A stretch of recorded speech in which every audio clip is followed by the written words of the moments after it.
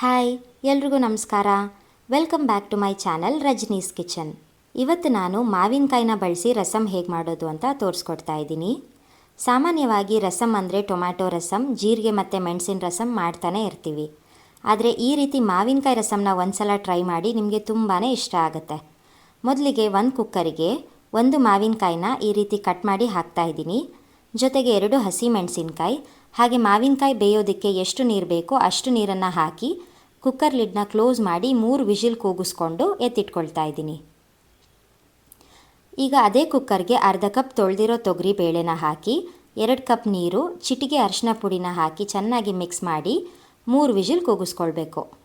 ಅಷ್ಟರಲ್ಲಿ ಒಂದು ಜಾರ್ಗೆ ಬೇಯಿಸ್ಕೊಂಡಿರೋಂಥ ಮಾವಿನಕಾಯಿ ಮತ್ತು ಹಸಿಮೆಣಸಿನ್ಕಾಯಿನ ಹಾಕಿ ನೀರು ಹಾಕದೇನೆ ಇದನ್ನು ಗ್ರೈಂಡ್ ಮಾಡ್ಕೊಳ್ಬೇಕು. ಈಗ 3 ವಿಷಿಲ್ ಆಗಿದೆ. ನಾವೇನು ಬೇಳೆ ಬೇಯಿಸ್ಕೊಂಡಿದ್ವಿ ಅದನ್ನು ಚೆನ್ನಾಗಿ ಮ್ಯಾಶ್ ಮಾಡಿಕೊಂಡು ಕುದಿಯೋದಕ್ಕೆ ಇಡಬೇಕು. ಬೇಳೆ ಕುದಿಯೋದಕ್ಕೆ ಸ್ಟಾರ್ಟ್ ಆದಾಗ ನಾವೇನು ರುಬ್ಕೊಂಡಿದ್ವಲ್ಲ ಮಾವಿನಕಾಯಿ ಪೇಸ್ಟ್, ಅದನ್ನು ಹಾಕಿ ಚೆನ್ನಾಗಿ ಮಿಕ್ಸ್ ಮಾಡಬೇಕು. ಕನ್ಸಿಸ್ಟೆನ್ಸಿ ನೋಡಿಕೊಂಡು ಎಷ್ಟು ನೀರು ಬೇಕೋ ಅಷ್ಟು ನೀರನ್ನು ಹಾಕಿ ಕುದಿಯೋದಕ್ಕೆ ಬಿಡಬೇಕು. ಇದು ಕುದಿಯೋದಕ್ಕೆ ಸ್ಟಾರ್ಟ್ ಆದಾಗ 2 ಟೇಬಲ್ ಸ್ಪೂನ್ ರಸಮ್ ಪೌಡರ್, ಸ್ವಲ್ಪ ಬೆಲ್ಲ ಹಾಗೆ ರುಚಿಗೆ ತಕ್ಕಷ್ಟು ಉಪ್ಪನ್ನು ಹಾಕಿ ಚೆನ್ನಾಗಿ ಮಿಕ್ಸ್ ಮಾಡಬೇಕು. ಈ ರಸಮ್ಗೆ ಮಾವಿನಕಾಯಿ ಹಾಕಿರೋದ್ರಿಂದ ಹುಳಿ ಜಾಸ್ತಿನೇ ಇರುತ್ತೆ.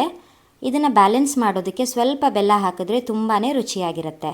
ರಸಮ್ ಒಂದು ಕಡೆ ಕುದೀತಾ ಇರಲಿ, ಅಷ್ಟರಲ್ಲಿ ನಾವು ಒಂದು ಒಗ್ಗರಣೆ ಮಾಡ್ಕೊಳ್ಳೋದಕ್ಕೆ 1 ಟೇಬಲ್ ಸ್ಪೂನ್ ಎಣ್ಣೆ ಹಾಕಿ ಅದು ಕಾದ ಮೇಲೆ 1 ಟೀ ಸ್ಪೂನ್ ಸಾಸಿವೆ ಹಾಕಿ ಅದು ಸಿಡಿದ ನಂತರ ಅರ್ಧ ಟೀ ಸ್ಪೂನ್ ಜೀರಿಗೆ, 2 ಒಣಮೆಣಸಿನ್ಕಾಯಿ, ಸ್ವಲ್ಪ ಕರಿಬೇವು, ಚಿಟಿಕೆ ಹಿಂಗನ್ನು ಹಾಕಿ ಫ್ರೈ ಮಾಡಿ ಕುದೀತಾ ಇರೋವಂಥ ಮಾವಿನಕಾಯಿ ರಸಮ್ಗೆ ಹಾಕಿ ಚೆನ್ನಾಗಿ ಮಿಕ್ಸ್ ಮಾಡಿ ಸಣ್ಣದಾಗಿ ಕಟ್ ಮಾಡ್ಕೊಂಡಿರುವಂಥ ಕೊತ್ತಂಬರಿ ಸೊಪ್ಪನ್ನು ಹಾಕಿ ಒಂದು 5 ನಿಮಿಷ ಕುದಿಸ್ಕೊಂಡ್ರೆ ಬಿಸಿ ಬಿಸಿ ಮಾವಿನಕಾಯಿ ರಸಮ್ ರೆಡಿ.